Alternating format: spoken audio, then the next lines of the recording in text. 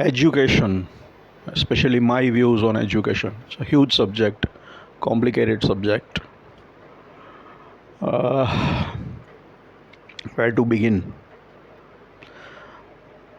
Things are quite complicated nowadays. Too many choices, too much education, too many people getting educated, too much money.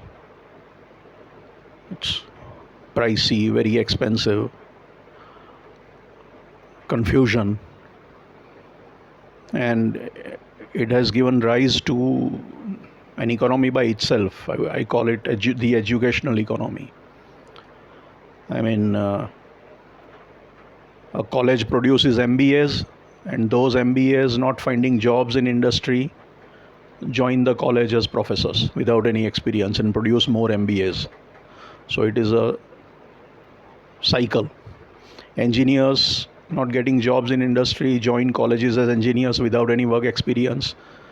They are fresh engineers, don't get any jobs, maybe do some masters or PhD or something, all academic, no practical experience, and then teach and produce more engineers. Lots of educational institutes opening up, lots of jobs in the educational sector, whether highly paid or not so well paid, and self-sustaining kind of an economic cycle. Whether it has any impact on real economy or economy outside the educational field is a question mark. And higher education, a lot of privatization. Then you have these board exams. Each state has its own board. And education, as per constitution, is a state subject. It is on the state list. So central government has only some limited role to play. Multiple boards, state boards, and then you have IB and ICSC and CBSE and all other kinds of boards. What to do, where to go, which board to study in. Then you have entrance tests, national level eligibility tests, which have got not much to do with the board exams and which are necessary for getting entrance into higher study institutions. Then you have this phenomenon of dummy schools, where there are schools where you don't actually go because you are going to tuition classes and coaching centers to prepare for the entrance exams. So the whole thing is weird and crazy. And is it really working? And it is working in its own way. But how sensible is the whole system is the question. A lot of money being spent on it, right?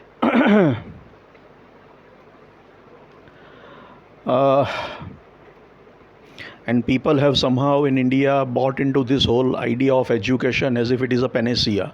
It will solve everything. I mean, for years I have been hearing that education is the answer. Education is the answer for everything, for every evil or problem that you can think of. They say education is the solution. I think that is a very limited way of thinking. Education only solves some problems, not all problems. So education is not a panacea. It's not a cure-all. It doesn't solve all your problems. There are many other problems, societal problems, economic problems, and all sorts of things. So education doesn't solve all problems, and education is not the answer to everything. One thing that education has probably done, for which we have some evidence, is especially women getting educated, and that has brought down the population, fertility, women getting educated. So when women are more educated, it has a different kind of an impact on population. They don't want to have more children, too many children. Maybe they don't want to have children or want to have only few children, one or two children. So that has brought down population. So that is one thing that good, one could say that is a good thing that has happened. Ladies are getting educated, girls, when women are getting educated, and that has that has helped in reducing the population explosion or brought down the population growth. That's one good thing that it has delivered. Education, I mean, we talk of education from two angles.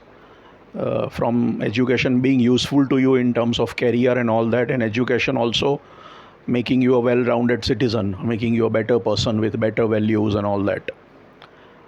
And earlier we used to lament that politicians are not educated and all, but now we have educated politicians, and I'm not sure that they are better politicians for that. And we have educated criminals. So bad people become good at being bad through education. They become smarter at being bad. Education gives them more smartness. Education doesn't turn them into good people. Whether you take bad politicians or criminals, education doesn't transform them morally. Maybe it gives them smartness at doing what they were doing anyway doing. So they become smarter bad politicians and smarter bad criminals. That's what is happening. And there are educated people who are educated but not really educated. They are good at some narrow stuff, but it doesn't broaden their outlook. I earlier talked about scientific temper, and there are many people who have had an education in science. They are engineers and they have studied science, but they still believe in superstition and all that. Then they haven't really imbibed a scientific outlook or scientific temperament. So that education didn't really make that much a difference in a broader sense. They learned some engineering, they are good at that particular narrow field and maybe good at making money and doing well, but the broad outlook is still very provincial, very narrow, very parochial, and the scientific temperament hasn't really seeped in. So I don't know.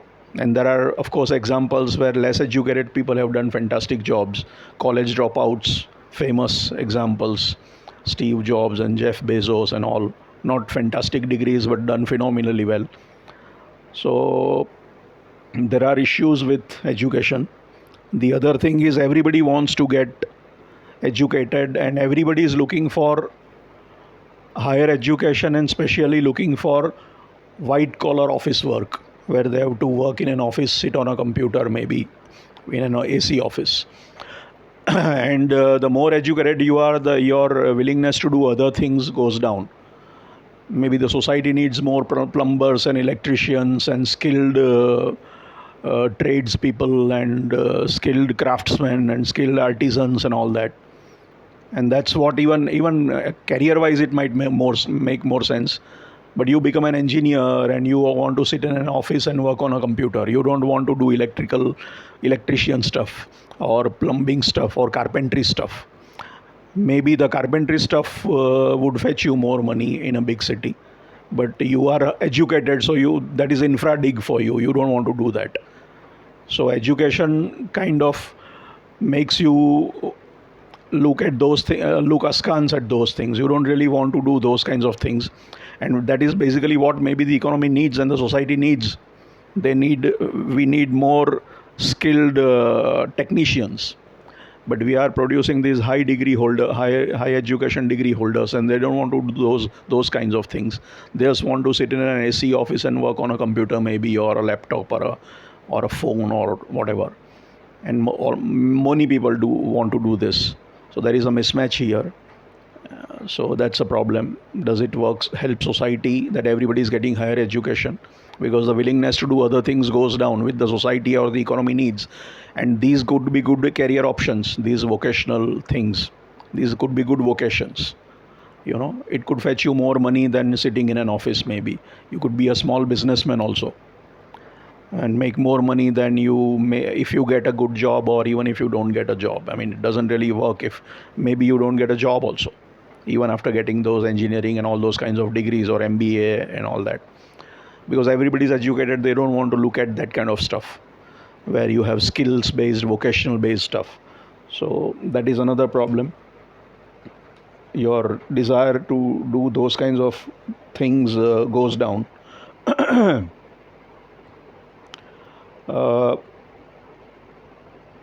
Too much education also kind of, it's like too much input, and that suppresses your output, I guess. You have been given so much input that you are overwhelmed by it, and you don't really become somebody who is really productive, very creative, very original in his thinking. So you don't really become a very productive person when you receive too much education. It has all been so much input, input that your creativity, your originality, it all gets killed off in the process. Maybe you are overwhelmed by this burden of information or knowledge or whatever, and you actually don't produce much. Your output is limited, your creativity is limited, your originality gets limited.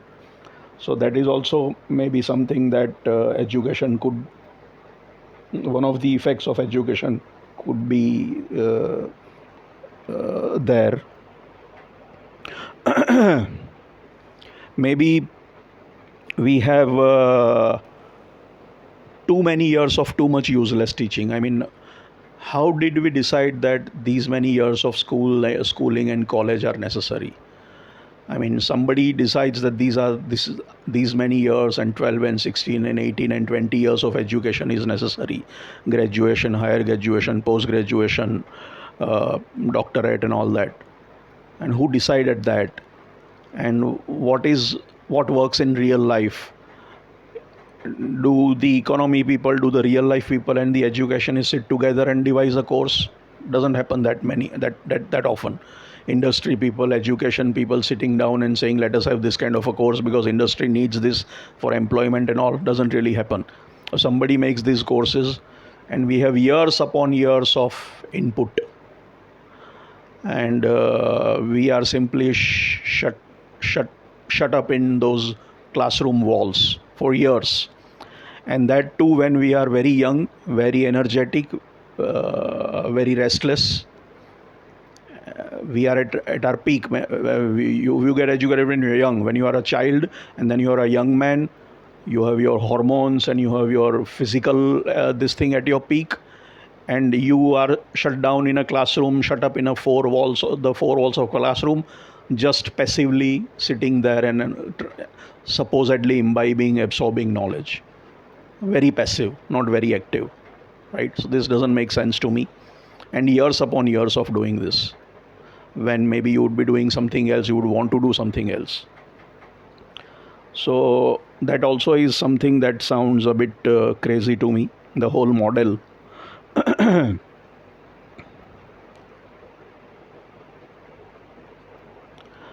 And I mean, every year let us say you start studying a subject in standard 1, then in the second standard you have the same subject you have to learn, but there is a different teacher. So every year there is a different teacher teaching the same subject and all that. So there is no continuity. If you compare that to, let us say, the old Guru Shishya way of teaching, or the craftsman apprenticeship way of teaching, or the way they teach classical music, those ustads. You see, when you actually learn a trade or a craft or a skill, you spend a lot of time consistently, continuously, day in, day out with your master, with your guru, years upon years.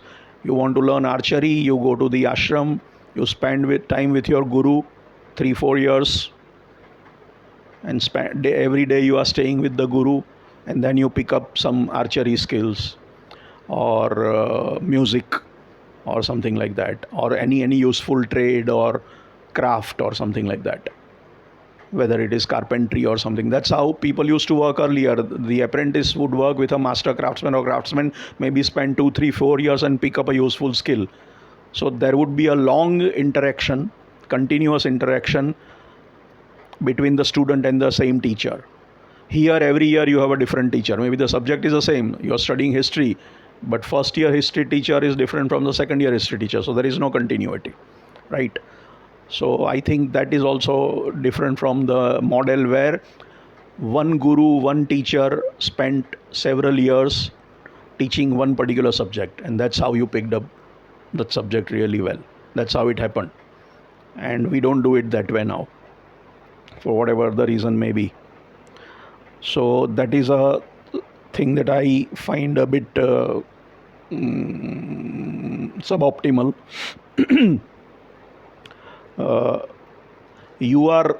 The focus is on giving input. I mean, people don't, it is not as if it is push based rather than pull based. People, it is like a factory processing things. This is what you are supposed to do. You are born, so you are supposed to get into this preschools and kindergarten and nursery and all that, and then you are supposed to go to schools, and then you are supposed to go to colleges. Nobody asks you whether you want to do this or not, or what you want to do. You are simply a passive recipient, and they are simply processing you, and you are kind of passive and don't have much say in the process, and they bombard you with information and input. You have no time to, and there is no time to explore things or subjects and all that. There is too much of learning, too much of input, too much of stuff that is being thrown at you every day, homework and classwork and tuitions and all that. You don't have really got time or leisure to think about it, reflect on it, explore it, ask questions, spend time with it. You just have to, they keep on feeding you stuff, and you didn't ask for it. You are just there to get processed. So you are not saying, oh, I want to learn. I want to learn because I am curious to know about this, or I need to learn because if I don't learn this, I will not survive. It is that desire to learn or that need to learn is not very strong. You simply do it because it is the way it works, and they keep on hammering, pushing things down your throat, force feeding you all the day in and day out. And they also kill off all your curiosity because they are bombarded with information and knowledge, and giving you time to explore things and ask questions and encouraging your curiosity. They don't have time. You don't get time to be curious. They don't have time to indulge your curiosity. So curiosity goes out the window. They kill off all your curiosity also in the process. And it's all rote learning where you have to cram things and then pass exams. And how many actually learn really? I mean, most of the times, I would say that very few people actually learn who are the smartest, maybe with a very high grasp and very quick to grasp this thing. Otherwise, most people just go through it in a half dreamy, passive stage, and they forget most of it and don't really learn anything useful from it, and have forgotten all of it. Kind of how much retention is there is really a question.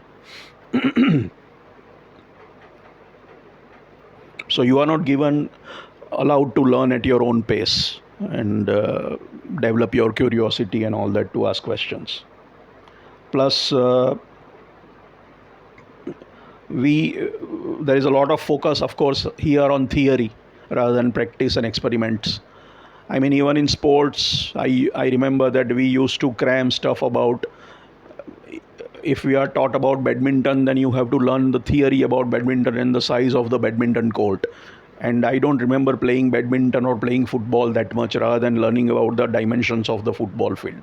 So too much focus on theory rather than actually doing things, which is more useful and more sensible and would maybe develop interest and actually teach people something. So that's another problem. Just compare this to how nature works. If you look at animals, a tiger's cubs or a lioness's cubs, they have to learn very quickly. They learn by observing their mother, and the mother maybe pushes them to learn a little bit, tries to teach them a little bit, and they are very quickly on their own, and they have to fend for themselves, so they have to learn about how to hunt and all that. It's quite different from the way we do it. The natural way is quite different. How animals learn, because they also have to learn to survive and feed and mate and all that. And the way they learn and the way we have set up this whole artificial system, there is a difference. So we need to compare these two also. It doesn't mean that the natural way is necessarily better, but is ours better? That's a question. And in my case, I have found that I have learned things after I was done with formal education. The subject that was being taught, I was not interested because I was under pressure and anxiety to remember and cram things and memorize things, and so I couldn't appreciate what was being taught to me because I had no chance. There was just pressure to memorize. And actually, the same book I read after I finished my studies, I found it more enjoyable and learnt more. That's funny, right? Because then I was under no pressure to cram things for exams, and I could read at my own pace and leisure and try to really understand what it meant because I was interested and I had to apply it somewhere. So the same course and the same subject that I learned as a part of my formal education, during that part process, I didn't really learn much because it is all one-sided kind of a thing. And then when after I got out of the system, you first unlearn what you have been taught, they say, Mark Twain has said. And then actually I really learned that subject and read it, that book, and then found it more interesting and maybe learned a bit more. So I learned not during while I was being educated, but much later, after I was out of the whole formal education process. So this is the beauty or the irony of the system.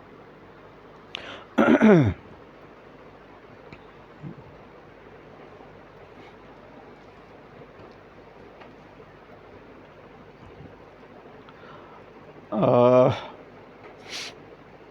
Basically, what you need is very good teachers who can really inspire you, because I have come across some teachers in my life during school and college, and they make a big difference. If you have fantastic teachers, they can really make a difference to your life and to your way of looking at things and maybe teach you a bit. And you also need good curriculum and very good textbooks and very good books. I mean, the way it is presented makes a lot of difference. There are two books on the same subject. The first book you read, you are unable to understand the subject, and the second book you read, it is written so well, or somehow it is in tune with the way your mind works, that you learn something. Same subject, two different authors, two different books makes a huge difference. So selection of books, textbooks, selection of curriculum and curricula, crucial. And good teachers. I mean, we have, so everybody is, because of educational economy, there are plenty of teachers, and many of them are well paid, some of them are not so well paid, some of them are very well paid and all that. There is political interference, that's again a different ball game altogether. Anyway, education also has its own politics. Like every field, you have politics. Teachers are also political. College professors, there is politics going on in a college campus also, like in any normal human sphere. And then actual political interference is an addition. Let's not talk about that. That's a separate matter. But good teachers and good curricula and good curriculum, so many teachers are there, but how many of them are actually good teachers who are passionate about teaching? Everybody says noble profession and all that, but that's just lip service.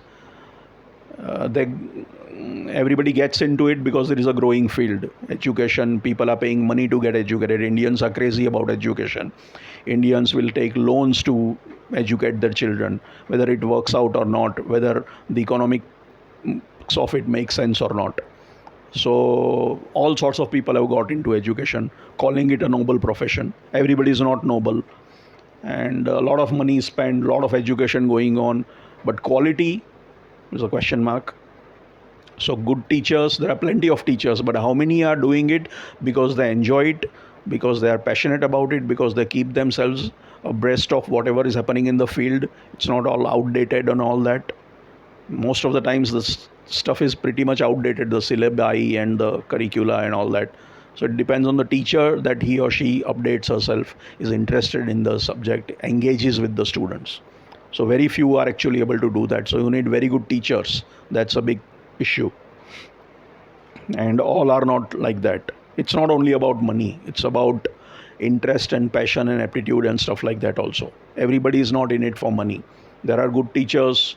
There were good teachers when they were not paying well, and there are lousy teachers when they are paying very, very well. University Grants Commission and sixth pay scale and seventh pay commission and all that. Despite that, the quality has not necessarily gone up.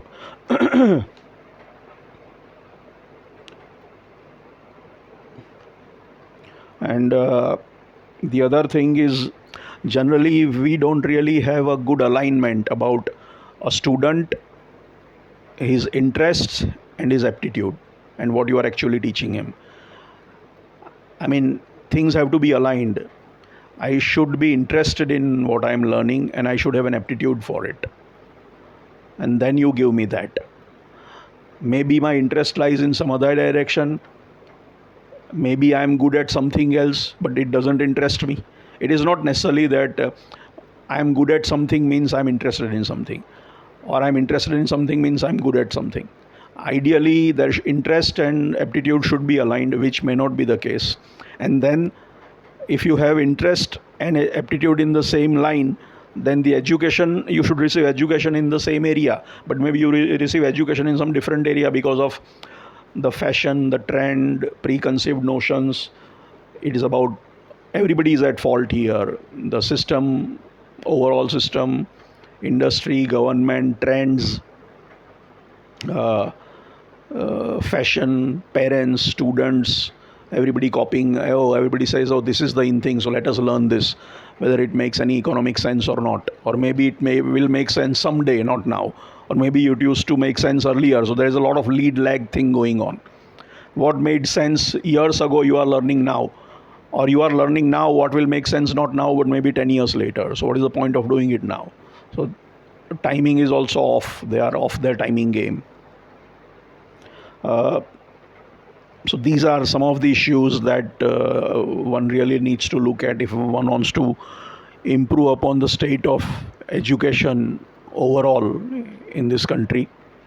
These are my personal views, and I have thought about it and talked about this.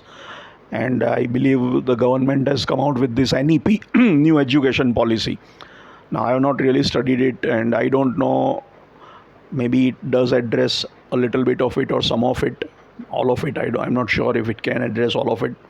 And whatever it has designed, or the policy part is one thing, and actually implementing it nationally is a different ball game. I mean, two different things. Making a policy and implementing it is separate. And implementing it in some pocket or all across the country, because again of the state and center and constitutional mandates and political parties with different ideologies, right? And how many of these problems is it addressing? Maybe it is addressing a few of them. So people have tried, a lot of changes are happening all the time in this field, but there is a lot of sound and fury. And are we seeing real light at the end of it? I'm not so sure. So these are some fundamental issues that one really needs to look at if one really wants to really improve the scenario of education, the field of education in this country. And these are some of my views, my personal views. Thank you.